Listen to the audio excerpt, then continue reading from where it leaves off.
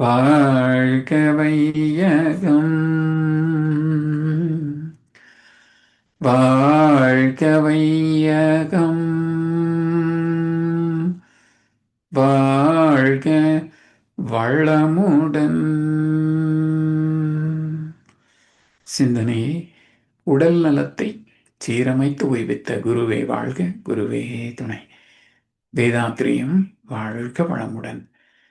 இன்று வரை உலகில் தோன்றிய அனைத்து சித்தர்களும் ஞானிகளும் மகான்களும் மற்றும் வேதாத்திரிய கோட்பாடுகளை அர்ப்பணிப்புணர்வோடு அகிலம் எங்கும் உணர்வாக்கிக் கொண்டிருக்கும் ஞான ஆசிரியர்களின் மதிநுட்பமும் குருவருளோடு சூக்குமமாய் நம்மை சூழ்ந்திருந்து நாம் ஓய்வதற்கு துணை நிற்குமாக என்று சங்கல்பித்துக் கொண்டு இன்றைய தவ நிகழ்வை இறைவணக்கம் குரு வணக்கத்தோடு நாம் இனிதே துவங்குவோம். இறைவணக்கம் பாட அருள்நிதி ஆனந்த் வெங்கடேசன் ஐயா அவர்களும், குரு வணக்கம் பாட அருள்நிதி சிவசங்கரி சிவபாலா அம்மா அவர்களும். வாழ்க வளமுடன். வாழ்க வளமுடன் ஐயா. இறை வணக்கம். அழுத்தம் என்னும் உந்தாற்றல் ஒன்றை கொண்டே அணுமுதலாய் அண்ட கோடி அனைத்தும் ஆக்கி வழுத்துமோர் அறிவு முதல் ஐந்தும் ஆறும் வகை வகையாம் உயிரினங்கள் தோற்றுவித்து முழு திறன் உடன் காத்து முடிக்கும் மேலாம் முழுமுதற் பொருளே நம் அறிவாய் ஆற்றும் பழுத்த நிலை வரும் வரையில் நீ நான் என்போம். பழுத்த நிலை வரும் வரையில் நீ நான் என்போம். பதமடைந்தோம் ஒன்றானோம் பரமானந்தம். பதமடைந்தோம் ஒன்றானோம் பரமானந்தம். வாழ்க வளமுடன். வாழ்க வளமுடன். குரு வணக்கம். தந்தை தாய் ஈருயிரும் ஒன்று சேர்த்து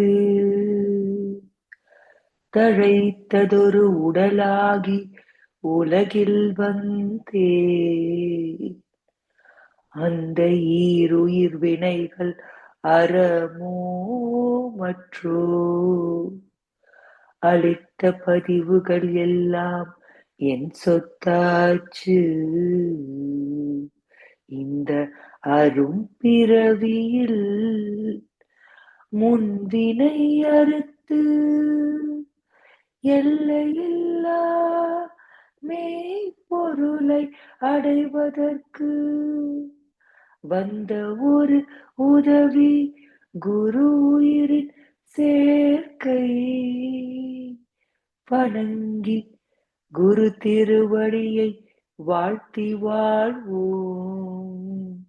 வணங்கி குரு திருவடியை வாழ்த்தி வாழ்வோம். வணங்கி குரு திருவடியை வாழ்த்தி வாழ்வோம். வாழ்க வளம். வாழ்க வளமுடன். நல்லதொரு வாய்ப்பினை நல்கிய அனைத்து நல்ல உள்ளங்களுக்கும் நன்றிகளும் வாழ்த்துக்களும். வாழ்க வளமுடன், வாழ்க வளமுடன், வாழ்க வளமுடன் ஐயா. வாழ்க வையகம், வாழ்க வையகம், வாழ்க வளமுடன். குரு வாழ்க, குருவே துணை. இன்றைய பஞ்சபூத நவகிரக தவத்தினை மிகச்சிறந்த முறையில் வழிநடத்தி தந்த நம் மூத்த பேராசிரியர் ஞானாசிரியர் பாக்யலட்சுமி சிவஞானம் அம்மா அவர்களை வாழ்த்துவோம். அருட்பேராற்றல் கருணையினால் அருள்நிதி பாக்யலட்சுமி அம்மா அவர்கள் உடல் நலம், நீலாயுள், நிறை செல்வம், உயர்ப்புகழ், மெய்ஞானம் ஓங்கி வாழ்க வளமுடன். அம்மா அவர்களின் அருட்தொண்டு, ஆன்மீக தொண்டு வாழ்க வளமுடன், வாழ்க வளமுடன், வாழ்க வளமுடன். நன்றிங்க அம்மா. வாழ்க வளமுடன். நன்றிகள் ஐயா. வாழ்க்கைக்கு நன்றி. வாழ்க வளமுடன். வாழ்க்கை குருவே துணை. வேதாத்திரியம் வாழ்க வளமுடன். தொடர்ந்து ஞானமும் வாழ்வும் கவிதை தொகுப்பிலிருந்து இன்றைய கவிக்கு விளக்கம் வழங்கிட மூத்த பேராசிரியர் ஞானாசிரியர் அருள்நிதி பழனிசாமி வேலுசாமி ஐயா அவர்களை அன்போடு அழைத்தமைவோம். வாழ்க வளமுடன் ஐயா. புதிய வாழ்க வளமுடன் ஐயா. வாழ்க வளமுடன். வாழ்க வையகம், வாழ்க வையகம், வாழ்க வளமுடன். குரு வாழ்க, குருவே துணை. சான்ற பெருமக்களே, ஞானமும் வாழ்வும் கவிதை தொகுப்பின் தொடர் சிந்தனையில் இன்றைய சிந்தனைக்கான கவி தெய்வம், பிரபஞ்சம், பொருள், நிறைநிலை. இறைநிலையோடு எண்ணத்தை கலக்கவிட்டு ஏற்படும்போர் அமைதியிலே விழிப்பாய் நிற்க நிறைநிலையே தானாக உணர்வதாகும். நித்தம் நித்தம் உயிர் உடலில் இயங்கு மட்டும் உறைந்து உறைந்த இந்நிலையில் பழைய கொள்ள உலக இன்பங்களிலே அளவு கட்டும். கரை நீங்கி அறிவு மெய்ப்பொருளாய் நிற்கும். கரைந்து போம் தன்முனைப்பு காணும் தெய்வம். இது துரியாதித தவ விளக்கம் சொல்லுகின்ற போது எல்லோரும் பயன்படுத்துகின்ற ஒரு கவி. இந்த கவிக்கான விளக்கம் தெய்வம், பிரபஞ்சம், பொருள், நிறைநிலை. தெய்வம் என்பது என்ன என்பதை தெளிவாக ஒரு விளக்கம் பெற. உலகத்தில் அதை பற்றிய குழப்பங்கள் நிறைய இருக்கு இல்லையா? சரி, அடுத்து இந்த உலகம் என்பது என்ன? யார் உருவாக்கியது? எங்கிருந்து தோன்றியது? யார் இதை ஒரு சீர்மையோடு நடத்தி கொண்டிருக்கின்றார்கள்? அடுத்தது பொருள் நிலை. ஒவ்வொரு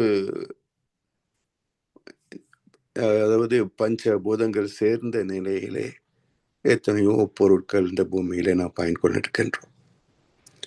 இந்த மூன்றையும் அறிகின்ற போது மனம் அடைகின்ற ஒரு மேன்மை, நிறைநிலை. இந்த பிறப்பில் நான் நிறைவாக வாழ்ந்துவிட்டேன், எந்த குறையும் இல்லை என்ற ஒரு நிறைந்த வாழ்க்கை. இந்த வாழ்க்கை பற்றிய ஒரு தெளிவு இல்லாத வரைக்கும் நிறைவு என்பதற்கான அடையாளமே தெரியாது. இன்றைக்கு ஆன்மீகம் இல்லாத நிலை ரெண்டு எடுத்துக்கொள்ளுங்க. பெரும்பான்மையான மக்கள் பொருள் சார்ந்த வாழ்க்கையில கொஞ்சம் ஆன்மீகத்தையும் கலந்திருக்கிறார்கள். சித்தர் பெருமக்கள், ஞானிகள், குருமார்கள், மகர்ஷி வரைக்கும் எத்தனையோ ஞானிகள் நாம் எதையெல்லாம் வாழ்க்கை என்று நினைக்கின்றோமோ அதை பற்றி சிறிதும் அக்கறை இல்லாமல் ஒரு மறுபக்க வாழ்க்கை வாழ்ந்திருக்கிறார்கள். பொருள் சாராத ஒரு மறுபக்க வாழ்க்கை. இது எப்படி இருக்கும் என்றால், இரண்டுமே வேறு வேறு பக்கங்கள். ஒரு நாணயத்தின் ரெண்டு பக்கம் போல சந்திக்குமா? அப்போ பொருள் துறையில் உள்ளவர்கள் ஆன்மீகத்திலே உள்ள சுகத்தை தூய்க்க முடிவதில்லை. ஆன்மீகத்திலே துய்த்தவர்கள் இந்த பொருள் சுகத்தை அனுபவத்தை பெறுவதில்லை. மகிழ்ச்சி அவர்கள் இந்த இரண்டையும் இணைக்கிறார்கள். அதாவது வள்ளுவ பெருந்தகை யதார்த்தமான வாழ்க்கை முறையைத்தான் போதித்தார். அறம், பொருள், இன்பத்தில ஒரு துன்பம் இல்லாத வரும் குறை என்பதுடைய சாயலை இல்லாத வகையில ஒரு நிறைந்த வாழ்க்கைக்கு என்ன தேவை? அறம், பொருள், இன்பம். இயற்கை விதி இதை புரிந்து மதித்து வாழ்கின்ற வரைக்கும் தான் நமக்கு இனிமை. இயற்கை விதி என்ற எல்லை மீறிவிட்டால் இளந்தோட்டத்தை விட்டு வெளியே தள்ளப்படுவோம், நாடு கடத்தப்படுவோம். அப்ப அந்த ஈடன் தோட்டம் என்ற எல்லைக்கு கடந்து விட்டால், வெளியேற்றி விட்டால், இங்க பைபிள் சொன்னது போல இந்த இளந்தோட்டத்தின் புனிதத்தை நீ இழந்து விட்டாய். உன்னுடைய ஒவ்வொரு தேவைக்கும் நீ அழுது அழுது அழுதே பெற வேண்டியது என்று இறைவன் சபித்தார். அதே போலதான் அந்த தெய்வ நீதி என்ற எல்லைக்குள் இருக்கின்ற வரைக்கும் நம்முடைய வாழ்க்கை மிக அற்புதமானது, ஆனந்தமானது, துன்பத்தின் சாயலை இல்லாத ஒரு வாழ்க்கை. அதை மீறினோம் என்று சொன்னால் நரக வாழ்க்கை தான். இறைவனை இறை நீதி மதிக்காதவரை தண்டிக்கின்றான்.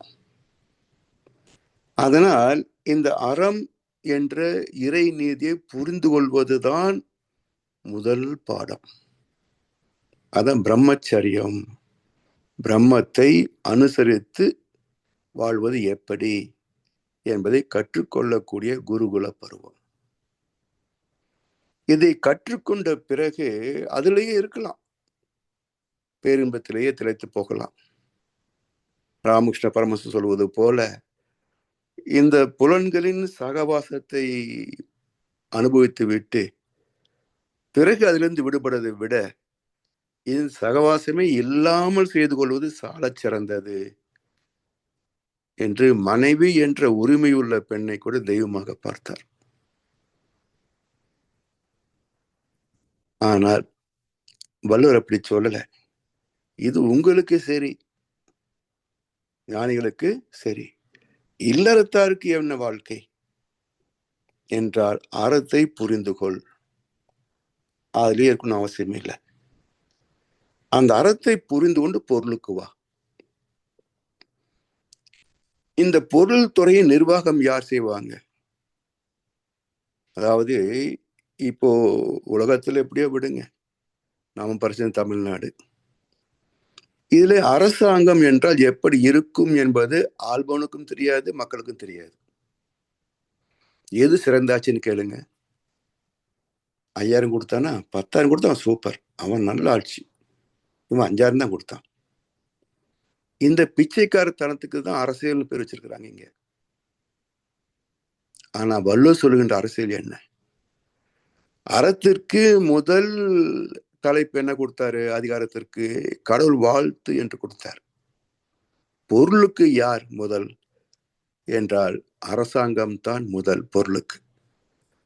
ஏன்னா எல்லாவற்றையும் நிர்வகிக்கின்ற பொறுப்பு அங்கதான் இருக்கு.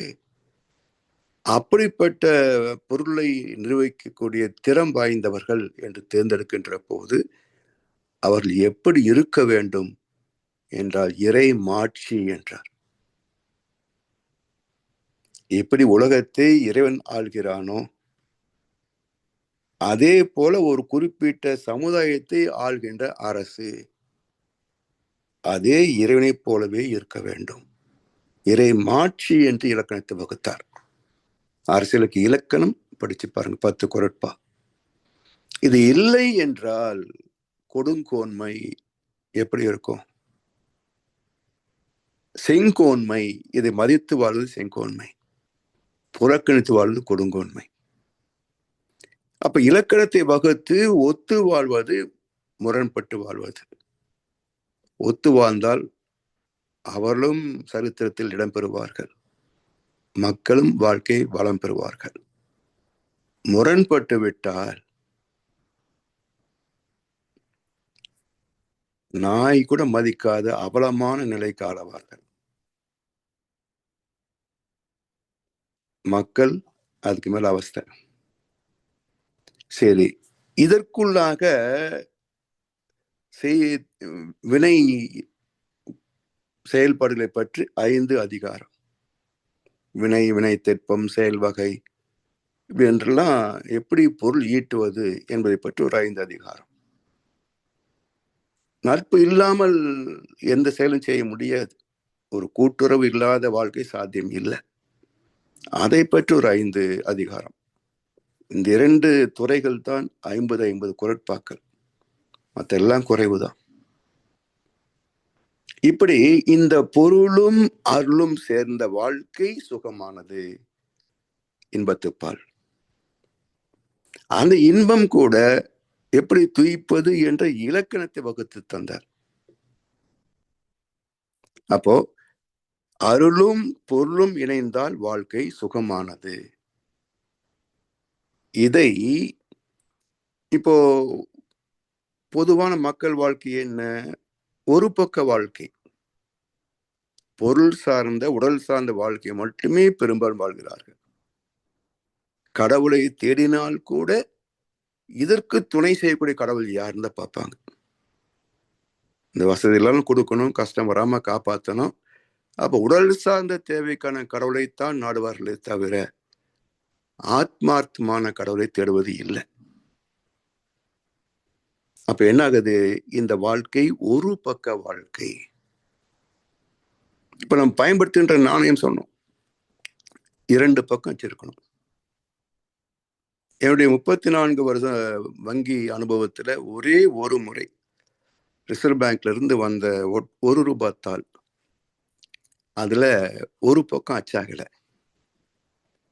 பிரான்ச்சே எல்லாரும் பார்த்து பார்த்து அதிசயப்பட்டோம். கடைசியில யாரும் ஒருத்தர் எடுத்துட்டு, பிரிமியம் நோட் மாதிரி யாருக்கு எடுத்துக்கிறது ஒரு நோட்டை? இது அதிசயமான செயல். இது அப்படி வருவதற்கு வாய்ப்பே இருக்காது. இப்ப இதுல இருந்து நம்ம என்ன கற்றுக்கொள்கிறோம் அப்படின்னா, இந்த ஒரு பக்க காகிதத்தை நிறைய அடிச்சு வணிகத்திற்கு கொண்டு போனா யார் ஏத்துக்குவாங்க? அந்த கார் இன்னொரு பக்கம் அச்சாகலப்பா, இந்த நோட்டு செல்லாது. அப்போ பொருள் துறையில் கரன்சி என்று சொல்லக்கூடிய நம்முடைய செலாவணி தாள் கூட, அந்த நாணயம் கூட 2 பக்கம் அச்சாக இருந்தால் தான் செல்லுப்போம். ஒரு பக்கம் அச்சான செல்லுபடி ஆகாது. அதே போலத்தான் இந்த வாழ்க்கை உடல் என்ற ஒரு பக்கம் மட்டும் வாழ்ந்துவிட்டு மனம், உயிர், அறிவு, தெய்வம் என்ற மறுபக்கத்தை வாழவில்லை என்றால் எப்படி அச்சாகாத காசு செல்லா காசு என்று சொல்கிறோமோ, அதே போல் இந்த வாழ்க்கையும் ஒரு செல்லா காசு தான். இந்த வாழ்க்கையும் ஒரு செல்லா காசு. அப்போ அந்த அர்த்தமுள்ள செல்லுபடியாகக்கூடிய வாழ்க்கை அமைய வேண்டும் என்றால் 2 பக்கம் அச்சாக இருக்கணும். அருளும் இருக்கணும், அருளோடு சேர்ந்து பொருளை தூக்கணும். அதான் சுகமான வாழ்க்கை. அதிலிருந்தே வீடுபட்டிருக்க போக முடியும், காமத்திலிருந்து கடவுளுக்கு. அப்ப வீடு பேறு என்ற ஒரு அதிகாரத்தை ஏன் வள்ளுவ பெருந்தகை இணைக்கவில்லை என்றால், இதுக்கு அடுத்த கட்டம் அதுதான்ப்பா, தானே அங்க போயிடும். ஏனென்றால் இந்த இன்பத்தை நாடுகின்ற அறிவு அது நிரந்தரமா கிடைக்காது. அதனுடைய தேவை உயர்கின்ற போது ஓசோ சொல்லுவார், ஆண் பெண் இணைகின்ற சுகத்தை அந்த இணைப்பு இல்லாமலே பெற முடியும் என்றால் அது தெய்வீகம் என்பார். இன்னொரு துணை இல்லாமல் அதே சுகத்தை பெற முடியும் என்றால் அது தெய்வீகம் என்கிறார். ஏன்? 2க்கும் வித்தியாசம் கிடையாது. இன்பத்தின் தன்மையிலே தரத்திலே பேதம் இல்லை. ஒரே பேதம், கால அளவிலே பேதம், அவ்வளவுதான். அதனால் காமத்திலிருந்து கடவுளுக்கு. அப்ப வீடு பெற்றை உள்ளடக்கி வைத்து இந்த 3ஐ வாழ்ந்து விட்டால் வீடு பெற தானே வந்துடும். அதுக்கு போயிடும் மனசு. அதனால் அறமும் பொருளும் இணைந்ததே வாழ்க்கை. அறமும் பொருளும் இணைந்ததே வாழ்க்கை என்றார் வள்ளுவ பெருந்தகை. அறத்தாற்றின் இல்வாழ்க்கை ஆற்றின் புறத்தாற்றில் போய் பெறுவது எவன்? இந்த வாழ்க்கையை துறந்து போய் யாருக்கு ஞானம் வந்ததுன்னு கேட்கிறார். அதனால்தான் இந்த வாழ்க்கையே அறம் சார்ந்தது என்பதனால்தான் ஒரு குடும்பம் என்பதை என்ன சொல்றோம்? இல்லறம். இல் என்றால் இல்லம், அறம் என்றால் அறநெறி வாழ்க்கை. அப்ப மனித வாழ்க்கை என்பதே இல்லறம், அறம் சார்ந்ததுதான் வாழ்க்கை. அதர்மத்துக்கு இங்க இடமே கிடையாது.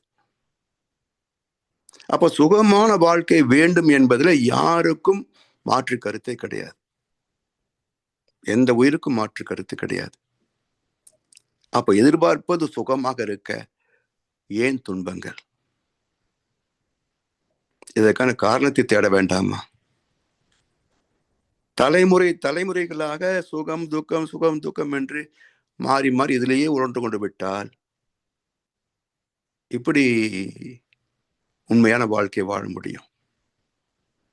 அதனால் பொருள் மட்டுமே வாழ்க்கை என்று நம்பினால் அது ஒரு அறியாமை வாழ்க்கை. அதுல யார் நிறைய பெற்றதாக சரித்திரமே கிடையாது. பணத்திலேயோ பதவியிலேயோ நிறைவு பெற்றதாக சரித்திரமே கிடையாது.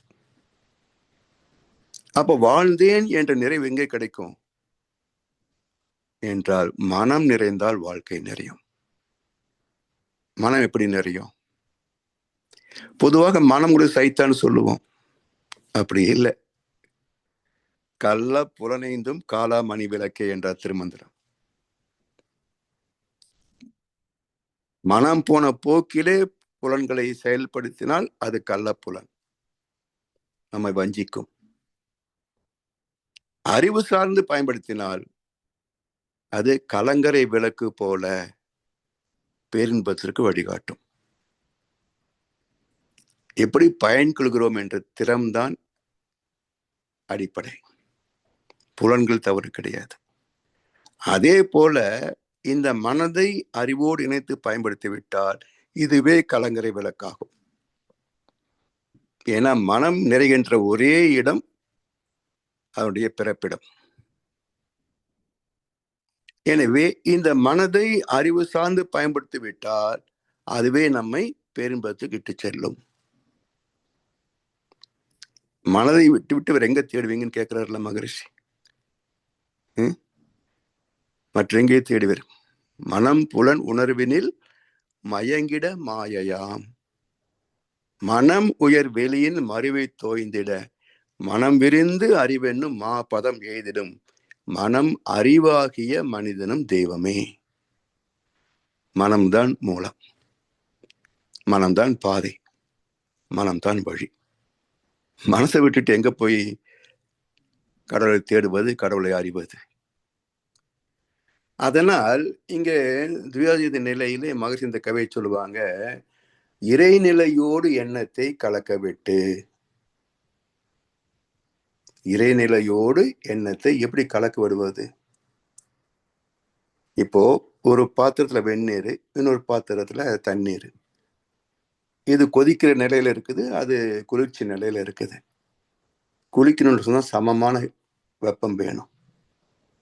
அப்போ இது ஒன்று கலக்கிறோம் இல்லையா? அப்போ கலக்கிற போது என்ன ஆகுது? டெம்பரேச்சர், சூடு குறைகிறது.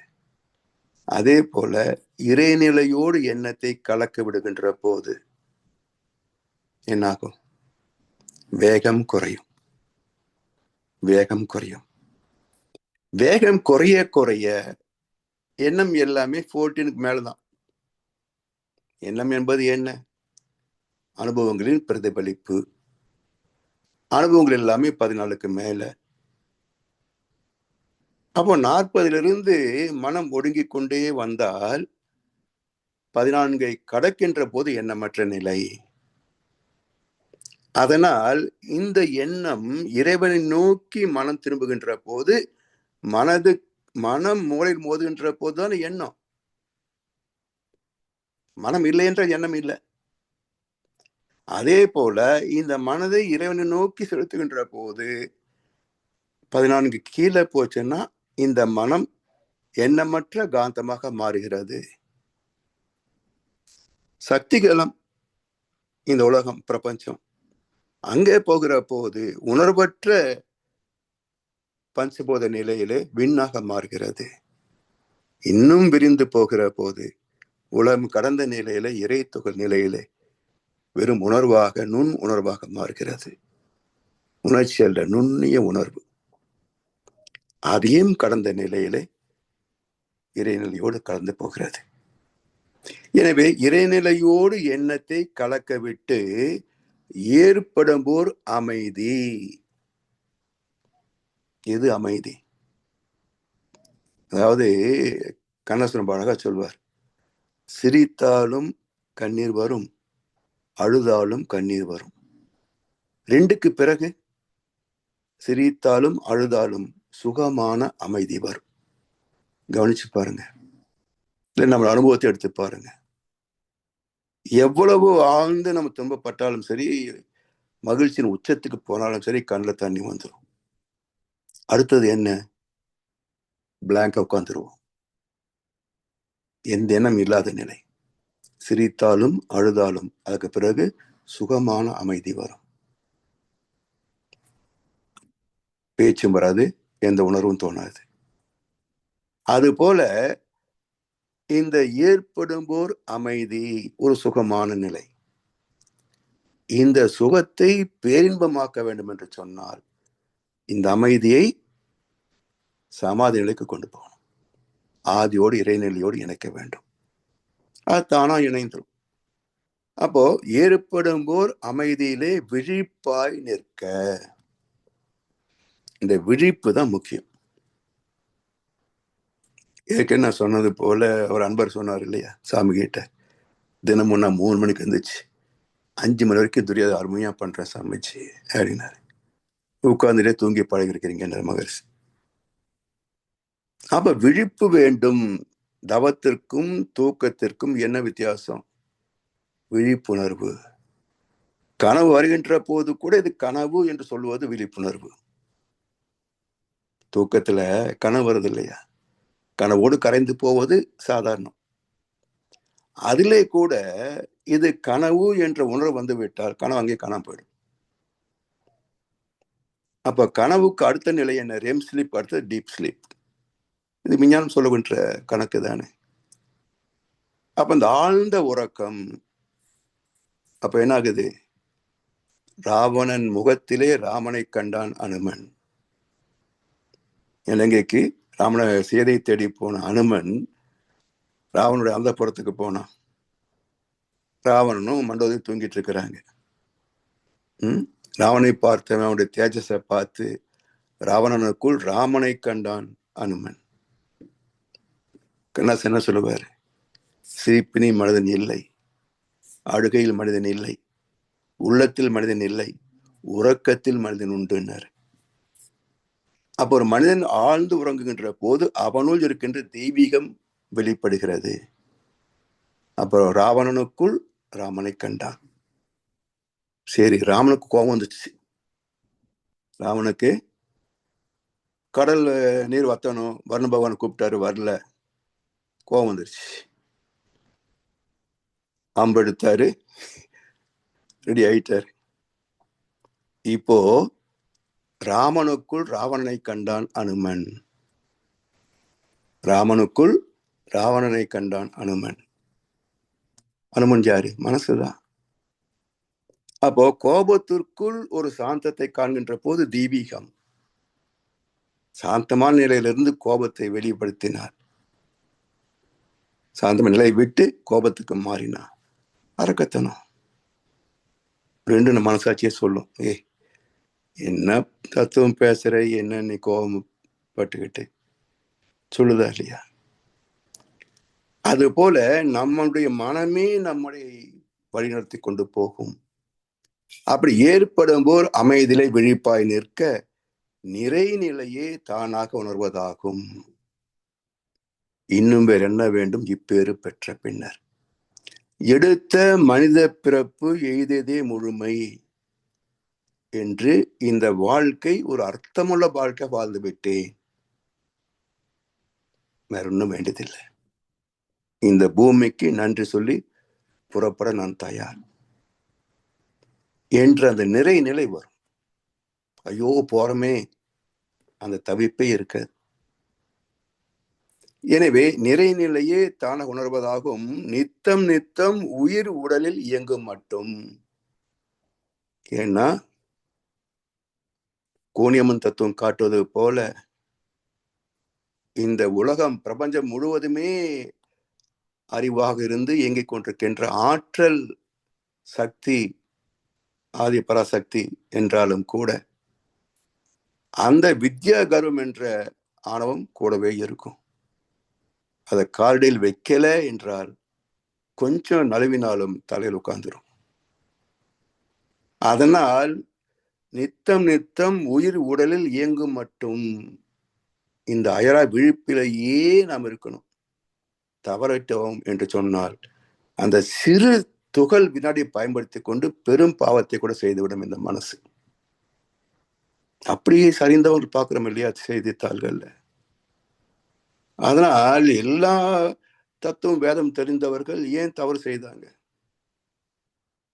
உணர்ச்சிகளின் தாக்கம் கொஞ்சம் இடம் கொடுத்தாலும் அந்த கொஞ்ச நேரம் போதும், அது வரைக்கும் பெற்ற பெருமைகள் எல்லாம் சிதைச்சிடும்.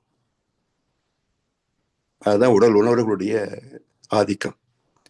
எனவே நித்தம் நித்தம் உயிர் உடலில் இயங்கும் மட்டும் உறைந்து உறைந்து இந்நிலையில் பழகிக்கொள்ள, அயரா விழிப்பிலேயே நிலைத்திருப்பதற்கு வாழ்வதற்கு பழகிக்கொள்ள உலக இன்பங்களிலே அளவு கிட்டும். ஏன்னா எத்தனை வகை அனுபவத்தை பெற்றாலும் நோக்கம் என்ன? உச்சகட்ட சுகம். இதுதானே நோக்கம்.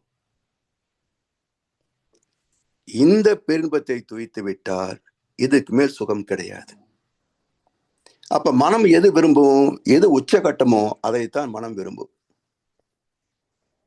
அப்ப இதுதான் உச்சம் என்று அனுபவித்த பிறகு மனம் வேற எதுலையும் போகாது. இன்னும் வேற என்ன வேண்டும்? இதுக்கு மேல என்னப்பா வேணும்? நிறைவாக வாழ்ந்து விட்டேன் என்ற மன நிறைவு அங்கேதான் வரும். அப்ப உறைந்து உறைந்து இந்நிலையில் பழகிக்கொள்ள உலக இன்பங்களிலே அளவு கிட்டும். சரி, இந்த பக்குவத்தை பெற்றுவிட்டால் கரை நீங்கி துணியில கரை படியும், சோப் போட்டு நீக்கிறோம். ஆத்மாவிலே இருக்க இது எப்படி நீக்குவது? எந்த சோப் போட்டு நீக்கிறது? துணி வெளுக்க மண்ணும் உண்டு, தோல் வெளுக்க சாம்பல் உண்டு, மணி வெளுக்க சாணை உண்டு, மனம் வெளுக்க வழி சொல்லுவாய் கோதைய முத்து மாரியம்மன் கண்ணத பாரதியார். மனம் வெளுக்க வழி என்ன? அதுதான் உண்மையான அசல் ஆன்மீகம். அப்படி கரை நீங்கி ஆணவம் கண்மம் மா என்ற 3 மலங்களும் நீங்கிவிடும். இது நீங்கிவிட்டால் God plus 3 impurities equal to man. Man minus 3 impurities equal to God. அப்ப கரை நீங்கி அறிவு மெய்ப்பொருளாய் நிற்கும். அந்த இடத்துல கரைந்து போம் தன்முனைப்பு, இதுவரைக்கும் கல்லு மாதிரி இருந்த ஆணவம் இப்போ மெழுகாக கரைந்து போகும். ஆணவம் கரைந்து போச்சு, முனைப்பு கரைந்து போச்சுன்னு சொன்னா அதுக்கு பேரு அடக்கம், ஒடுக்கம். அப்ப அடக்கம் ஆர் இருள் உய்த்து விடும். அடக்கம் அமரருள் வைத்துவிடும், அடங்காமை ஆர் இருள் உய்த்து விடும். அப்ப அடக்கம் அமரருள் உய்க்கும். மீண்டும் பிறக்காத அல்லது இறப்பு இல்லாத ஒரு பேரின்ப நிலையை உய்த்துவிடும். கரைந்து போம் தன்முனைப்பு காணும் தெய்வம். எங்கே முனைப்பு அற்று போகிறதோ, எங்கே நான் என்ற இந்த ஆணவம் அற்று போகிறதோ, அங்கே பழுத்த நிலை வரும் வரையில் நீ நான் என்றோம் துவைத்தம். பதமடைந்தோம், ஒன்றானோம் பரமானந்தம். உனக்குள்ளேயே நான் ஒரு சிறு துகள், அவ்வளவுதான் இறைவா என்கின்ற நிலையில இங்க எந்த பொருள் மீதோ புலன் சுகத்தின் மீதோ பற்றுகள் குறைந்து போகும். அதான் நிறைவான வாழ்க்கை. எனவே உடல் திருப்தி, மன திருப்தி, உயிர் திருப்தி, ஆத்ம திருப்தி, இங்க 4 வகையில நிறைவு பெற்றால் அதுதான் முழுமையான வெற்றிகரமான வாழ்க்கை. அதற்கு அறமும் பொருளும் சேர்ந்து இணைந்த ஒரு வாழ்க்கை தான் உண்மையான ஆன்மீகம். அந்த வழியை அடைவதற்கு என்ன என்றால் நம் கடமை அறவாழ்வின் நாட்டத்தை சிறக்கட்டும் என்று ஒற்றை வரி தருகின்ற ஞானம். அதை நமக்கு மகிழ்ச்சி அவர்கள் மிக எளிமையா சுருக்கமா ஒரே வரியில் சொல்லிட்டார். இதை நினைவில் கொள்வது மிக எளிது. அப்போ கணமும் நம் கடமை அறவாழ்வின் நாட்டத்தை சிறக்கட்டும், என் கடமை அறவாழ்வின் நாட்டத்தை சிறக்கட்டும் என்று நினைக்க நினைக்க நினைக்க எதை நினைக்கிறோமோ அதுவாக மாறுகிறோம். ஞானம் தானே வந்துடும். முயன்று பார்ப்போமே. வாய்ப்பளித்த தலைவருக்கு நன்றி பாராட்டி இந்த உரையை நிறைவு செய்கின்றோம். வாழ்க வளமுடன், வாழ்க வளமுடன், வாழ்க வையகம். அருமை. மிகச் சிறப்பாக வாழ்க வளமுடன். வாழ்க வளமுடன் ஐயா. தொடர்ந்து மகான் கவிகளுக்கு விளக்கம் வழங்கி நம்மை வழி நடத்தி கொண்டிருக்கும் மூத்த பேராசிரியர் ஞானாசிரியர் அருள்நிதி பழனிசாமி வேலுசாமி ஐயா அவர்களும் அவரது அன்பு குடும்பத்தினரும் மற்றும் ஆண்டோர் பெருமக்களும் சான்றோர் பெருமக்களும் அருட்பெயராற்றல் கருணையினால் உடல் நலம், நீளாயுள், நிறை செல்வம், உயர் புகழ், மெய்ஞானம் ஓங்கி வாழ்க வளமுடன், வாழ்க வளமுடன், வாழ்க வளமுடன். நன்றிகள் ஐயா. நன்றி ஐயா. வாழ்க வளமுடன். வாழ்க வளமுடன். பாடல்கள் பாடி நிறைவு செய்யும் தருணம். வேதாத்திரிய பாடல் பாட அருள்நிதி சாந்தி கண்ணன் அம்மா அவர்களும், பிரம்மஞான கவி பாட அருள்நிதி நீமா சுரேஷ்குமார் அம்மா அவர்களும், உலக நல வாழ்த்து பாட அருள்நிதி சூர்யா ஜெயமணி அம்மா அவர்களும் வாழ்க வளமுடன். ஐயா வாழ்க வளமுடன் ஐயா. டைம் மாத்தினது எனக்கு தெரியல ஐயா, அதனாலதான் ஐயா. வாழ்க வளமுடன். வேதாத்திரிய பாடல். போரில்லா நல்லுலகம், பொருள் துறையில் சமநீதி, நேர்மையான நீதிமுறை, நில உலகு கோராட்சி, சீர் செய்த பண்பாடு, சிந்தனையோர் வழிவாழ்வு, சிறப்புணர்ந்த பெண்மதிப்பு, தெய்வ நீதி வழிவாழ்தல், தேர் திருவிழா தவிர்த்தல், சிறுவர்களுக்கே விளையாட்டு, செயல் விளைவு உணர்கல்வி, சீர்காந்த நிலை விளக்கம், பார் முழுதும் உணவு நீர் பொதுவாக்கல், பல மதங்கள் பல கடவுள் பழக்கம், ஒளித்துண்மை ஒன்றை தேர்ந்தெடுதல். வாழ்க வையகம், வாழ்க வையகம், வாழ்க வளமுடன். நன்றி ஐயா. வாழ்க வையகம், வாழ்க வையகம், வாழ்க வளமுடன். குரு வாழ்க, குருவே துணை. இறைவெளியே தன்னிருக்க சூழ்ந்தழுத்தும் ஆற்றல், இதன் திணிவு மடிப்பு விழ சுழலும் நுண்விண்ணாம், நிறைவெளியில் விண் சுழல நெருக்குகின்ற உரசல், நிலைவெளியில் எழுப்புகின்ற நேரலைகள் காந்தமாம், மறைபொருளாம் காந்தம் தன் மாத்திரைகள் ஐவகை, மலைக்காதீர்வின் கூட்டம் மாபூதம் ஐந்துமாம், முறையாய காந்த அலை மனமாம் உயிருடல்களில் மதி உயர்ந்து உண்மை பெற மா பிரம்ம ஞானமாம், மா பிரம்ம ஞானமாம். நன்றி சொல்லுங்க ஐயா. வாழ்க வளமுடன். வாழ்க வளமுடன். உலக நல வாழ்த்து. உலகமெல்லாம் பருவமழை ஒத்தபடி பெய்யட்டும், உழவரெல்லாம் தானியத்தை உவப்புடனே பெருக்கட்டும், பல தொழில்கள் புரிகின்ற பாட்டாளி உயரட்டும், பகுத்துணர்வில் தொகுத்துணர்வு பண்பாட்டை உயர்த்தட்டும், கழகங்கள் போட்டி பகை கடந்தாட்சி நடத்தட்டும், கல்லாமை கடன் வறுமை களங்கங்கள் மறையட்டும், நலவாழ்வை அளிக்கும் மெய்ஞான ஒளி வீசட்டும், நம் கடமை அறவாழ்வின் நாட்டத்தே சிறக்கட்டும், நம் கடமை அறவாழ்வின் நாட்டத்தே சிறக்கட்டும். வாழ்க வையகம், வாழ்க வையகம், வாழ்க வளமுடன். வாழ்க வளமுடன் ஐயா.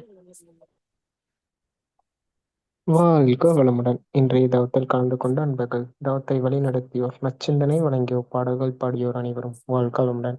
அவங்களின் அன்பு குடும்பம், அவர்களின் உடல் நலம், மனவளம், பொருள் வளம், அருள் தொண்டு, ஆன்மீக தொண்டு, வாழ்க வளமுடன், வாழ்க வளமுடன், வாழ்க வளமுடன். இத்துடன் இன்றைய காலை தவம் நிகழ்வு மகிழ்வோடும் நெகிழ்வோடும் இனிதே நிறைவு பெறுகின்றது.